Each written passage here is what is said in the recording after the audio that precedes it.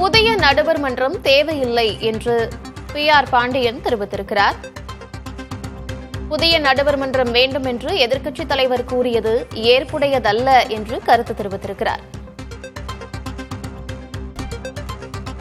புதிய நடுவர் மன்றம் என்பது நாம் பெற்ற உரிமையை பறிகொடுப்பதற்கு இணையானது என்று தெரிவித்திருக்கிறார் PR பாண்டியன். அவர் புதிய தலைவருக்கு அளித்த பேட்டியை தற்போது பார்க்கலாம்.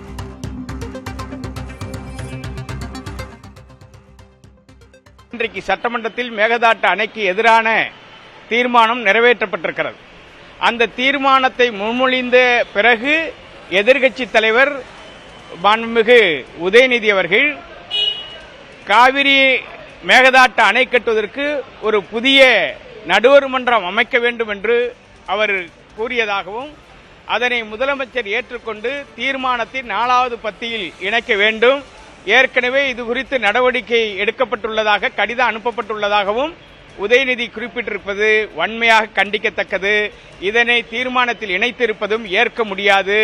இது ஒட்டுமொத்தமாக 50 ஆண்டு காலம் போராடி நாம் பெற்ற உரிமையை பறிகொடுப்பதற்கு சமமாகும். எனவே காவிரி நடுவர் மன்ற இறுதி தீர்ப்பின் அடிப்படையில் மேகதாட்டு அணை கட்டுவதை அதற்கான வரைவு திட்ட அறிக்கையை மத்திய அரசு நிராகரிக்க வேண்டும்.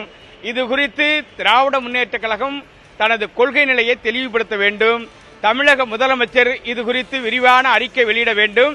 தீர்மானத்தில் இணைத்திருக்கிற அந்த புதிய நடுவர் மன்றம் என்கிற வார்த்தையை நீக்கி கர்நாடக அரசு கொடுத்திருக்கிற வரைவு திட்ட அறிக்கை சட்டவிரோதமானது என நிராகரிப்பதற்கு தீர்மானம் நிறைவேற்றி மத்திய அரசுக்கு அனுப்ப வேண்டும் என்பதை வலியுறுத்துகிறோம்.